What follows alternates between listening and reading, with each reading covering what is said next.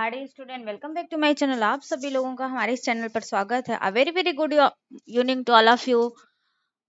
आज का हमारा जो ये प्रैक्टिस सेट है, इस प्रैक्टिस सेट के अंतर्गत जो क्वेश्चन है वो क्वेश्चन आपके पेप्टिक अल्सर है और इसके साथ साथ जो है आपका इस पे मतलब जो आपके यकृत से संबंधित रोग होते हैं, इन रोगों पर जो है ये क्वेश्चन है। Question number first, peptic ulcer में निम्न में से किस किस श्लेष्मिक झिल्लियों में घाव हो जाते हैं। जो पेप्टिक अल्सर है यह जो है ऐसा अल्सर होता है जिसके कारण जैसे हमारे शरीर में जो यकृत होता है उस यकृत में घाव हो जाने के कारण वह अल्सर का रूप ले लेता है और ये काफी मतलब खतरनाक स्थिति होती है। तो पेप्टिक अल्सर में निम्न में से किस किस श्लेष्मिक झिल्लियों में घाव हो जाते हैं। आमाशय की श्लेष्मिक झिल्लियों में, पक्वाशय की श्लेष्मिक झिल्ली में, ए एवं बी दोनों की श्लेष्मिक झिल्ली में, या इनमें से कोई नहीं। तो क्वेश्चन नंबर फर्स्ट का जो आंसर सही होगा option number C is the correct option. आमाशय की भी श्लेष्मिक झिल्ली में जो है वो घाव हो जाते हैं और इसके साथ साथ जो पक्वाशय है, इस पक्वाशय की भी श्लेष्मिक झिल्ली में घाव हो जाते हैं। इसका आंसर जो सही होगा option number C is the correct option. इन दोनों की श्लेष्मिक झिल्लियों में, इन दोनों की श्लेष्मिक झिल्लियां जो होती है वो प्रभावित हो जाती है और धीरे धीरे ये झिल्लियां जो है समाप्त होने लगती हैं। इसका जो आंसर सही होगा option number C is the correct option. Next question, question number second, peptic ulcer कितने प्रकार का होता है। तो पेप्टिक अल्सर जो है वो 2 प्रकार का होता है, 3 प्रकार का होता है, 4 प्रकार का होता है या 5 प्रकार का होता है। पेप्टिक अल्सर जो होता है वो कितने प्रकार का होता है। तो ये 2 टाइप्स के होते हैं। 2 टाइप्स के, एक आपका आमाशय का पेप्टिक अल्सर, दूसरा आपका जो है वो पक्वाशय का पेप्टिक अल्सर है। ठीक है, एक पहला आपका आमाशय का पेप्टिक अल्सर होता है और दूसरा जो है वो आपका पक्वाशय का पेप्टिक अल्सर होता है। Next question, question number third, आमाशय का पेप्टिक अल्सर आमाशय की दीवार के किस भाग के आसपास होता है। कौन सा पेप्टिक अल्सर। तो जो आमाशय का पेप्टिक अल्सर होता है, इस आमाशय का पेप्टिक अल्सर आमाशय की दीवार जो होती है उस दीवार के किसके आसपास होता है। म्यूकोसा के, सब म्यूकोसा के, शिरोसा के, या पाइलोरिक के। तो आमाशय का जो पेप्टिक अल्सर होता है वो आमाशय की जो दीवार होती है, पाइलोरिक दीवार, इस पाइलोरिक के आसपास जो है ये पाया जाता है। मतलब ये जो आपकी आमाशय की पाइलोरिक वाली दीवार होती है, इस पाइलोरिक दीवार को ही प्रभावित करता है। ठीक है, जो उसकी दीवार होती है उस दीवार को ही प्रभावित करता है। कौन सा आपका आमाशय में जो होने वाला अल्सर होता है। इसका जो ऑप्शन सही होगा option number D is the correct option.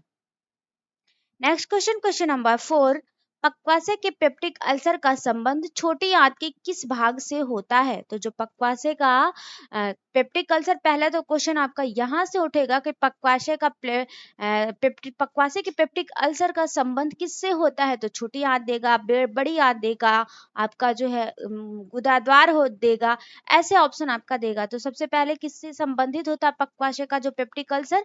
पक्वाशय का जो पेप्टिक अल्सर होता है वो छोटी आंत से, जो स्मॉल इंटेस्टाइन होती है, इससे जो है वो संबंधित होता है। तो पक्वाशय का पेप्टिक अल्सर का संबंध छोटी आंत के किस भाग से होता है। इलियम से होता है, जेजुनम से होता है, कोलन से होता है, या रेक्टम से होता है। तो पक्वाशय का जो है वो पेप्टिक अल्सर का संबंध छोटी आंत का जो जेजुनम वाला भाग होता है, जेजुनम मतलब दैट मीन्स ग्रहणी वाला जो भाग होता है, इस ग्रहणी वाले भाग से होता है। इसका जो आंसर सही होगा option number B is the correct option. Next question, question number 5, कथन है पेप्टिक अल्सर में आमाशय तथा पक्वाशय की श्लेष्मिक झिल्लियों में घाव हो जाता है। रीजन है घाव के कारण कई छोटे छोटे छिद्र हो जाते हैं अतः आमाशय की दीवार की श्लेष्मिका भी धीरे धीरे समाप्त हो जाती है।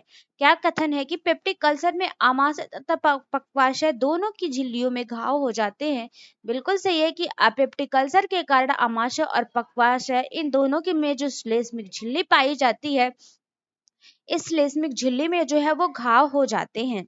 नेक्स्ट रीजन क्या है कि घाव, जब ये घाव बन जाते हैं तो घाव होने के कारण छोटे छोटे उसमें जो है पक्वाशय की श्लेष्मिक झिल्लियां होती है, इसमें घाव हो जाते हैं और छोटे छोटे इसमें से स्पोर बनने लगते हैं, छिद्र हो जाते हैं। अतः आमाशय की दीवार की श्लेष्मिका भी धीरे धीरे समाप्त हो जाती है। तो इसका जो असर्शन और रीजन दोनों बिल्कुल सही है।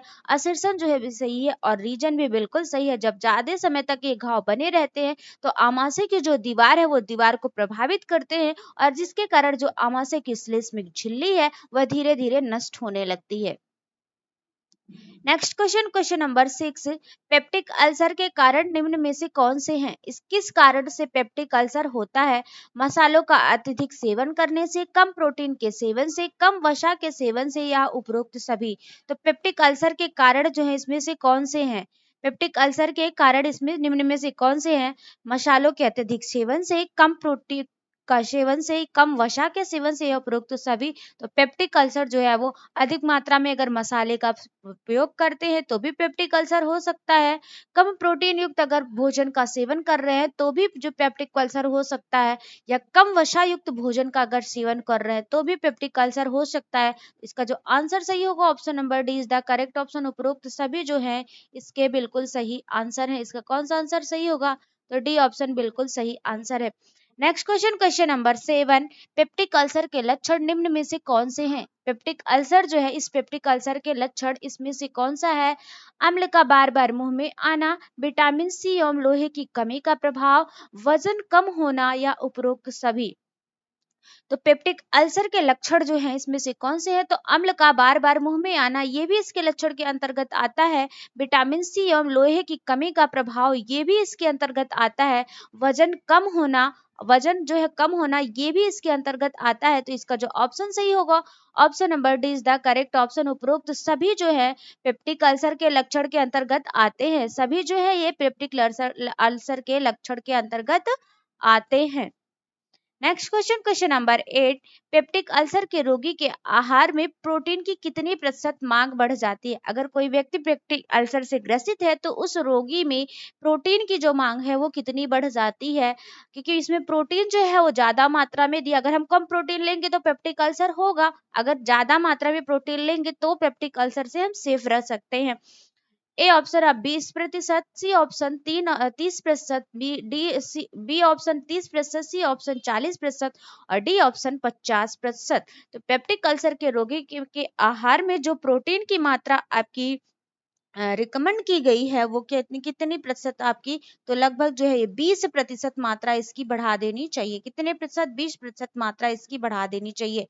Next question, question number 9, peptic के अल्सर के रोगी के आहार में निम्न में से किस विटामिन की मांग बढ़ जाती है? जो पेप्टिक अल्सर है, इस पेप्टिक अल्सर का जो रोगी है, इस रोगी के आहार में किस विटामिन की मांग बढ़ जाती है? विटामिन सी की, विटामिन बी की, ए एवं बी दोनों की, या इनमें से कोई नहीं? तो पेप्टिक अल्सर के रोगी के आहार में किस विटामिन की? तो विटामिन सी की भी मात्रा बढ़ जाती है, और इसके साथ साथ विटामिन बी जो है इन दोनों की मात्रा बढ़ जाती है। इन दोनों में विटामिनों की मात्रा जो है पेप्टिक अल्सर के रोगी के आहार में इस विटामिन की मात्रा जो है वो बढ़ जाती है। तो इसका जो आंसर सही होगा option number C is the correct option. A और बी दोनों आपका बिल्कुल सही है। नेक्स्ट क्वेश्चन, क्वेश्चन नंबर 10, निम्न में से किस आहार में कैल्शियम कार्बोनेट, मैग्नीशियम बाइसिलिकेट का प्रयोग किया जाता है? इसमें से कौन सा ऐसा आहार है जिसमें कैल्शियम कार्बोनेट और इसके साथ साथ मैग्नीशियम बाइसिलिकेट का प्रयोग किया जाता है? किसका किसका प्रयोग किया जाता है? तो इसमें कैल्शियम कार्बोनेट भी होता है, और जो है इसके साथ साथ मैग्नीशियम बाइसिलिकेट का भी प्रयोग किया जाता है। तरल आहार है, ठोस आहार है, अर्ध तरल आहार है, या सिंपी आहार है? तो किस आहार में ये सब का प्रयोग किया जाता है? तो ये जो आहार में प्रयोग किया जाता है जो सिंपी आहार होता है, इस सिंपी आहार में तरल आहार जो है कैल्शियम कार्बोनेट, मैग्नीशियम बाइसिलिकेट का प्रयोग किया जाता है। इसका जो आंसर सही होगा option number D is the correct option. Next question, question number 11, रक्तस्रावी अल्सर के उपचार हेतु ऑपरेशन के बाद निम्न में से कौन सा आहार दिया जाता है? तो किसके उपचार के हेतु जो रक्तस्रावी अल्सर है, इस रक्तस्रावी अल्सर के उपचार हेतु ऑपरेशन के उपरांत जो है कौन सा आहार दिया जाता है? सिंपी डाइट दिया जाता है, एंडरसन डाइट दिया जाता है, ए एम बी दोनों दिया जाता है, या इनमें से कोई नहीं? तो रक्तस्रावी अल्सर के उपचार हेतु ऑपरेशन के बाद जो आहार दिया जाता है वो एंडरसन आहार दिया जाता है। कौन सा डाइट दिया जाता है? तो एंडरसन डाइट जो है वो दिया जाता है। Next question, question number 12, Anderson diet को किस सन में प्रारंभ किया गया था? कौन सा डाइट है? तो जो एंडरसन डाइट है, इस एंडरसन डाइट को किस सन में प्रारंभ किया गया था? 1920, 1922, 1926, 1927। तो एंडरसन डाइट को जो प्रारंभ किया गया था वो 1927 में, 1927 ईस्वी में इसे प्रारंभ किया गया था। नेक्स्ट क्वेश्चन, क्वेश्चन नंबर 13, निम्न में से कौन दूध एवं अंडों पर आधारित द्रव्य आहार होता है जो प्रोटीन एवं लोहे को संतुलित रखता है? इसमें से कौन सा है जो किस पर आधारित होता है? तो दूध पर आधारित होता है और अंडे पर आधारित द्रव्य आहार होता है जो प्रोटीन एवं लोहे को संतुलित रखता है, जो प्रोटीन और लोहे की मात्रा को जो है वो संतुलित बनाए रखता है। तरल आहार है, लेनहर्ड डाइट है, सिंपी डाइट है या उपरोक्त सभी?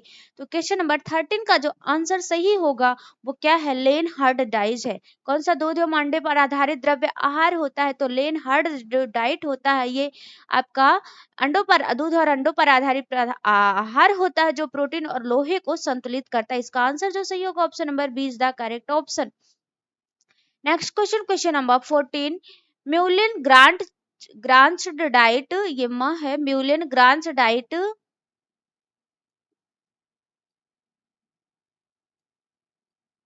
म्यूलिन ग्रांट डाइट का आविष्कार किस सन में हुआ था? 1930 में, 1931 में, 1932 में, 1935 ईस्वी में? तो म्यूलिन ग्रांट डाइट का आविष्कार किस सन में हुआ था? तो 1930, 1931, 1932, 1935। म्यूलिन ग्रांट डाइट का जो आविष्कार हुआ था 1935 ईस्वी में हुआ था। इसका जो आंसर सही होगा option number D is the correct option. 1935 ईस्वी में इस आहार को जो है वो रिकमेंड किया गया था। नेक्स्ट क्वेश्चन, क्वेश्चन नंबर 15, निम्न में से कौन सा आहार प्यूरिक किए गए भोज्य पदार्थों पर आधारित होता है? इसमें से कौन सा ऐसा आहार है जो प्यूरिक भोज्य पदार्थ किए गए जो भोज्य पदार्थ होते हैं उस पर आधारित होता है? सिंपी डाइट है, एंडरसन डाइट है, लेनहर्ट्ज डाइट है, यहाँ पे दो बार लेनहर्ट्ज हो गया। ऑप्शन इसमें जो करेक्ट है वो ऑप्शन दिया ही नहीं है, तो क्या है? म्यूलिन ग्रांट डाइट जो होता है ये इसका आंसर सही होगा। क्या है? म्यूलिन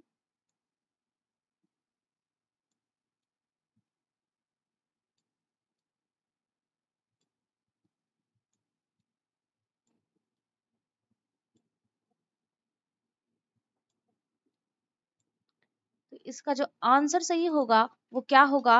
म्यूलिन ग्रांट डाइट जो है इसका आंसर सही होगा।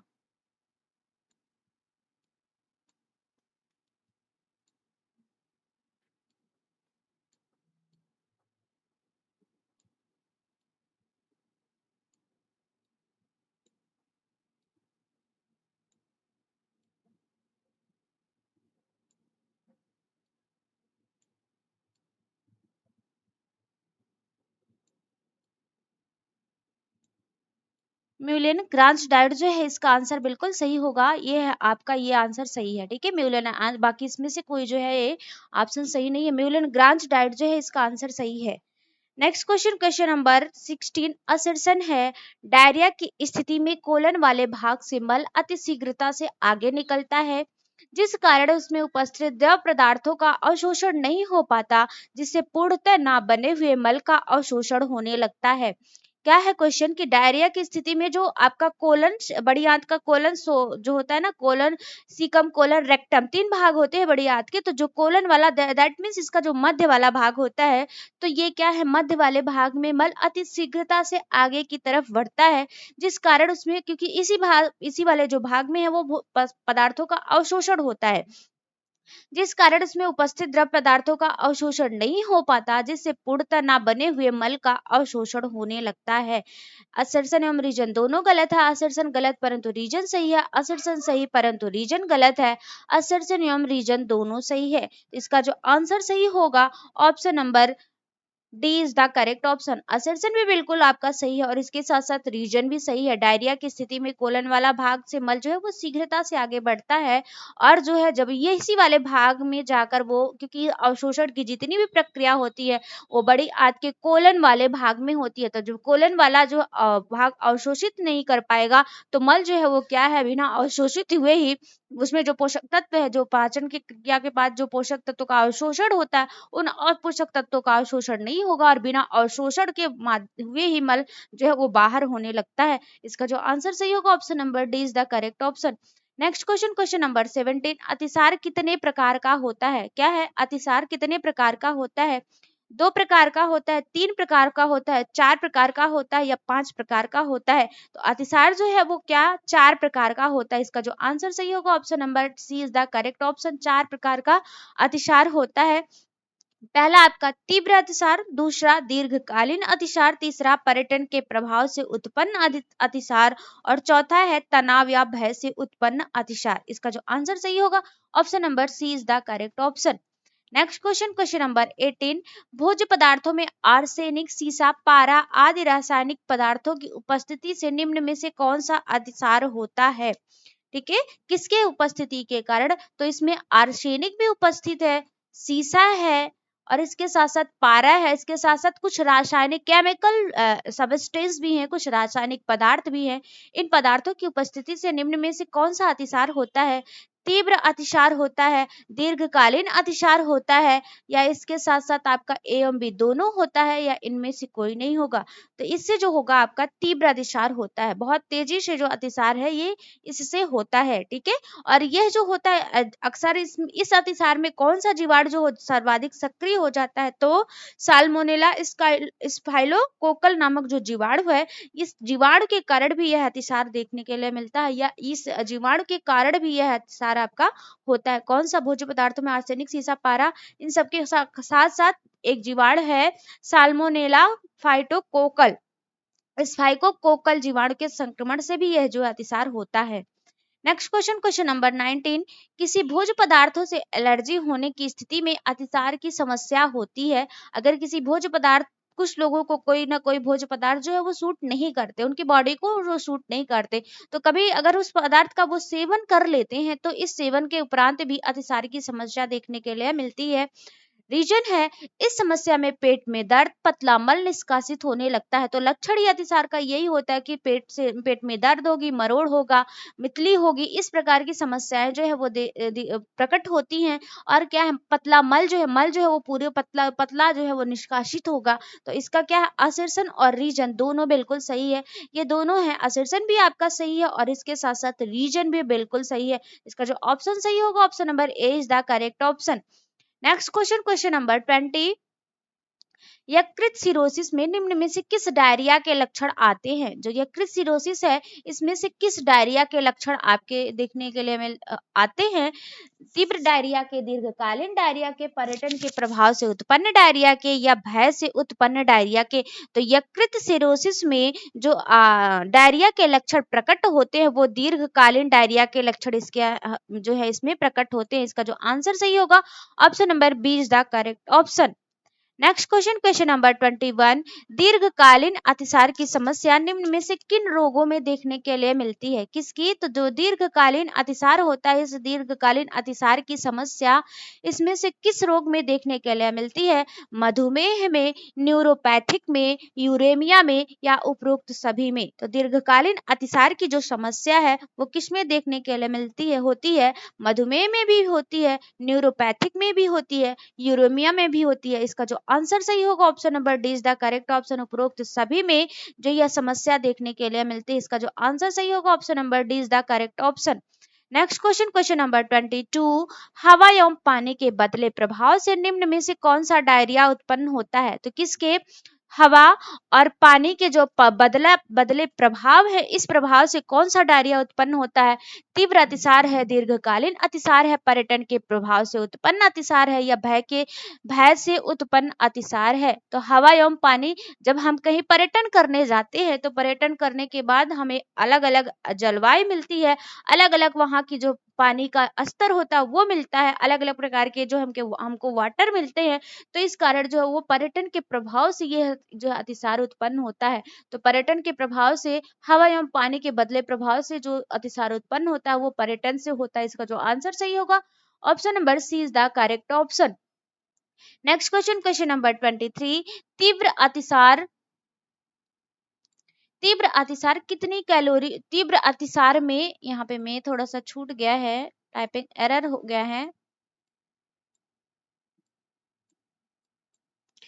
तीव्र अतिसार में कितनी कैलोरी रोगी को प्रतिदिन देना चाहिए? ठीक है, जो तीव्र अतिसार है इसमें कितनी कैलोरी रोगी को प्रतिदिन देना चाहिए? 1500 कैलोरी, 1600 कैलोरी, 1700 कैलोरी, 1800 कैलोरी। तो तीव्र अतिसार में जो रोगी को कैलोरी देनी चाहिए 1500 कैलोरी, 1600, 1700 या 1800। तो तीव्र अतिसार में रोगी को जो कैलोरी देनी चाहिए वो 1500 कैलोरी देनी चाहिए। इसका जो आंसर सही होगा option number A is the correct option. 1500 calorie जो है इसमें देना चाहिए। Next question, question number 24। अतिसार के रोगी को निम्न में से कौन सा विटामिन देना चाहिए? इसमें जो अतिसार का रोगी है उसे कौन सा विटामिन रिकमेंड करना चाहिए? विटामिन सी, विटामिन डी, ए एवं बी दोनों या इनमें से कोई नहीं? तो अतिसार के रोगी को जो विटामिन देना चाहिए उन्हें जो है विटामिन सी भी देना चाहिए और इसके साथ साथ उसमें विटामिन डी की भी मात्रा रिकमेंड करनी चाहिए। इसका जो आंसर सही होगा option number C is the correct option. A एवं बी दोनों बिल्कुल इसके सही आंसर हैं। Next question, question number 25। अतिसार के रोगी के आहार में निम्न में से क्या सम्मिलित करना चाहिए? अतिसार के जो रोगी है इनके आहार में किस किन चीजों को सम्मिलित करना चाहिए? फलों का रस है, जौ का पानी है, शरबत है या उपरोक्त सभी है? तो फलों का रस भी इसमें सम्मिलित करना चाहिए, जौ का पानी भी उनके आहार में होना चाहिए और इसके साथ साथ शरबत भी उनके आहार में होना चाहिए। इसका जो आंसर सही होगा option number D is the correct option. Next question, question number 26। Glucose, sodium chloride, tri sodium citrate या सोडियम कार्बोनेट, पोटेशियम क्लोराइड आदि का प्रयोग निम्न में से किस घोल को बनाने के लिए किया जाता है? तो किसका किसका ग्लूकोज है, सोडियम क्लोराइड है, ट्राई सोडियम है, ट्राइट्रेट या सोडियम कार्बोनेट है, पोटेशियम क्लोराइड है आदि का जो प्रयोग है निम्न में से किसके घोल को बनाने के लिए किया जाता है? तो चीनी के घोल को, जीवन रक्षक घोल को या ए एवं बी दोनों को या इनमें से कोई नहीं? तो इसका जो प्रयोग है जो आपका जीवन रक्षक घोल जिसे हम ओआरएस के नाम से जानते हैं, तो ओआरएस को बनाने में इन सारे तत्वों का जो है उपयोग किया जाता है। इन सारे तत्वों को मिलाकर जो है ओआरएस का घोल आपका तैयार किया जाता है। जब कभी डिहाइड्रेशन की स्थिति उत्पन्न हो जाती है या अतिसार की स्थिति उत्पन्न होती है तो हम क्या करते हैं, ओआरएस का घोल जो है वो पी लेते हैं। इसका जो आंसर सही होगा option number B is the correct option. ये रहा हमारा आज का पूरा जो है अतिसार पर और यकृत सिरोसिस पर इन सब पे क्वेश्चन थे। ठीक है, पेप्टिक अल्सर पर था। नेक्स्ट सेशन में नए टॉपिक के साथ फिर मिलेंगे, तब तक के लिए thank you so much, take care, bye bye.